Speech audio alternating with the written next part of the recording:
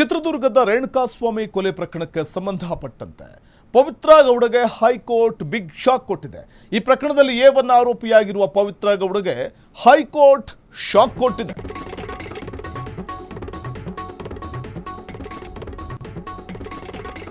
ಪವಿತ್ರ ಗೌಡ ಮನೆ ಊಟ ಕೋರಿದ್ದಂತ ಅರ್ಜಿಯನ್ನು ಕೋರ್ಟ್ ವಜಾಗೊಳಿಸಿದೆ.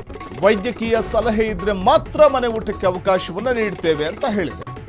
ನ್ಯಾಯಮೂರ್ತಿ ನಾಗಪ್ರಸನ್ನ ನೇತೃತ್ವದ ಪೀಠ ಈ ಆದೇಶವನ್ನು ಹೊರಡಿಸಿದೆ. ಈ ಹಿಂದೆ ಮನೆ ಊಟಕ್ಕೆ ಅವಕಾಶವನ್ನು ನೀಡಿದ್ದ ಸೆಷನ್ಸ್ ಕೋರ್ಟ್ ಅದರ ಖೈದಿ ಕೇಳಿದ ಕೂಡಲೇ ಮನೆ ಊಟ ಒದಗಿಸೋದಕ್ಕೆ ಅವಕಾಶ ಇಲ್ಲ ಅಂತ ನ್ಯಾಯಮೂರ್ತಿ ಎಂ ನಾಗಪ್ರಸನ್ನ ನೇತೃತ್ವದ ಹೈಕೋರ್ಟ್ ಪೀಠ ಅಭಿಪ್ರಾಯಪಟ್ಟಿದೆ. ವೈದ್ಯಕೀಯ ಸಲಹೆ ಇದ್ರೆ ಮಾತ್ರ ಮನೆ ಊಟಕ್ಕೆ ಅವಕಾಶ ಇರುತ್ತೆ ಅಂತ ಹೇಳಿದೆ. ಪವಿತ್ರ ಗೌಡಗೆ ಹೈಕೋರ್ಟ್ ಈ ಮೂಲಕ ಬಿಗ್ ಶಾಕ್ ಕೊಟ್ಟಿದೆ. ಮನೆ ಊಟ ಕೋರಿದ್ರವರು ರೇಣುಕಾಸ್ವಾಮಿ ಕೊಲೆ ಪ್ರಕರಣದಲ್ಲಿ A1 ಆರೋಪಿಯಾಗಿರುವಂತಹ ಇದೇ ಪವಿತ್ರ ಗೌಡ ಈಗ ಮನೆ ಊಟಕ್ಕೆ ಅರ್ಜಿ ಹಾಕೊಂಡಿದ್ರು. ಆದರೆ ಆ ಅರ್ಜಿಯನ್ನು ವಜಾಗೊಳಿಸಿದೆ ಕೋರ್ಟ್. ಈ ಹಿಂದೆ ಕೂಡ ಮಗಳ ಎಕ್ಸಾಮ್ ಇದೆ ಅನ್ನುವಂತಹ ಕಾರಣಕ್ಕೆ, ತಾನು ಸಿಂಗಲ್ ಪೇರೆಂಟ್ ಅನ್ನುವಂತಹ ಕಾರಣಕ್ಕೆ ಈ ವೇಳೆ ಕೋರ್ಟ್ ಮೆಟ್ಟಿಲೇರಿದ್ರು. ಆದರೆ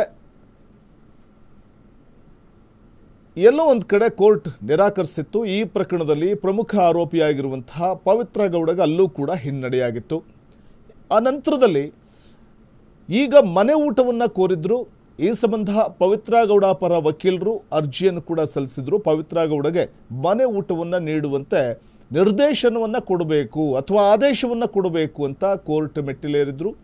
ಆದರೆ ಪವಿತ್ರ ಗೌಡ ಪರ ವಕೀಲರು ಸಲ್ಲಿಸಿದ್ದಂಥ ಅರ್ಜಿ ಹೈಕೋರ್ಟ್ನಲ್ಲಿ ವಜಾಗೊಂಡಿದೆ. ಈ ಮೂಲಕ ಪವಿತ್ರ ಗೌಡಗೆ ಇದು ಬಿಗ್ ಶಾಕ್. ಆಮೇಲೆ ಇನ್ನೊಂದು ವಿಚಾರ ಹೇಳುತ್ತೆ, ವೈದ್ಯಕೀಯ ಸಲಹೆ ಇದ್ದರೆ ಮಾತ್ರ ಮನೆ ಊಟಕ್ಕೆ ಅವಕಾಶವನ್ನು ಕೊಡ್ತೇವೆ. ಆದರೆ ನೀವು ಸ್ಟೇಬಲ್ ಆಗಿದ್ದೀರಿ, ಹೆಲ್ದಿ ಆಗಿದ್ದೀರಿ, ಹೀಗಿರುವಾಗ ಮನೆ ಊಟಕ್ಕೆ ಅವಕಾಶವನ್ನು ಕೊಡಿ ಅಂತ ಕೇಳಿದ್ರೆ ಅದು ಸಾಧ್ಯ ಇಲ್ಲ ಅನ್ನುವಂಥದ್ದನ್ನು ಬಹು ಸ್ಪಷ್ಟವಾಗಿ ಹೇಳಿದೆ. ನ್ಯಾಯಮೂರ್ತಿ ನಾಗಪ್ರಸನ್ನ ನೇತೃತ್ವದ ಪೀಠ ಆದೇಶವನ್ನು ನೀಡಿರುವಂಥದ್ದು. ಹಾಗಾಗಿ ಸೆಷನ್ಸ್ ಕೋರ್ಟ್ ಈ ಹಿಂದೆ ಮನೆ ಊಟಕ್ಕೆ ಅವಕಾಶವನ್ನು ನೀಡಿತ್ತು. ಅನಂತರದಲ್ಲಿ ಸ್ಟಾಪ್ ಆಗಿತ್ತು. ಖೈದಿ ಕೇಳಿದ ಕೂಡಲೇ ಮನೆ ಊಟ ಒದಗಿಸೋದಕ್ಕೆ ಅವಕಾಶ ಇಲ್ಲ ಅಂತ ಈಗ ಹೈಕೋರ್ಟ್ ಅಭಿಪ್ರಾಯಪಟ್ಟಿದೆ.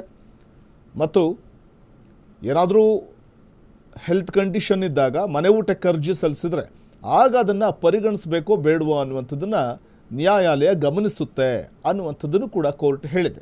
ನ್ಯಾಯಮೂರ್ತಿ ಎಂ ನಾಗಪ್ರಸನ್ನ ನೇತೃತ್ವದ ಹೈಕೋರ್ಟ್ ಪೀಠ ಈ ಅಭಿಪ್ರಾಯವನ್ನು ವ್ಯಕ್ತಪಡಿಸಿದೆ. ಈ ಮೂಲಕ ಪವಿತ್ರ ಗೌಡಗೆ ಇದೊಂದು ರೀತಿಯಲ್ಲಿ ಹಿನ್ನಡೆ ಆಗಿರೋದಂತೂ ನಿಜ.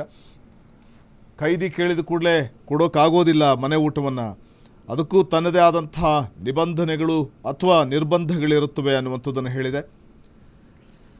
ಪವಿತ್ರ ಗೌಡ ಮನೆ ಊಟಕ್ಕೋಸ್ಕರ ಸಲ್ಲಿಸಿದ್ದಂಥ ಅರ್ಜಿ, ಆದರೆ ಆ ಅರ್ಜಿಯನ್ನು ಹೈಕೋರ್ಟ್ ವಜಾಗೊಳಿಸಿದೆ.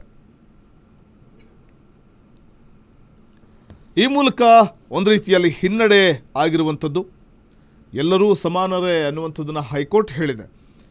ಪ್ರಮುಖವಾಗಿ ನಾವು ಗಮನಿಸ್ತಾ ಹೋದರೆ ಈಗ ಮನೆ ಊಟಕ್ಕೋಸ್ಕರ ಅವರು ಅರ್ಜಿ ಹಾಕ್ಕೊಂಡ್ರು ಅಂದಾಗ ಇತರೆ ಖೈದಿಗಳು ಒಂದು ವೇಳೆ ಪವಿತ್ರ ಗೌಡಗೆ ಅವಕಾಶವನ್ನು ಮಾಡಿಕೊಟ್ಟಿದ್ದೆ ಆದರೆ, ಮನೆ ಊಟಕ್ಕೆ ಅವಕಾಶವನ್ನು ಕಲ್ಪಿಸಿಕೊಟ್ಟಿದ್ದೆ ಆದರೆ, ಜೈಲಿನಲ್ಲಿರುವಂಥ ಇತರೆ ಖೈದಿಗಳು ಕೂಡ ಮನೆ ಊಟಕ್ಕೋಸ್ಕರ ಅರ್ಜಿ ಹಾಕೋಬಹುದು.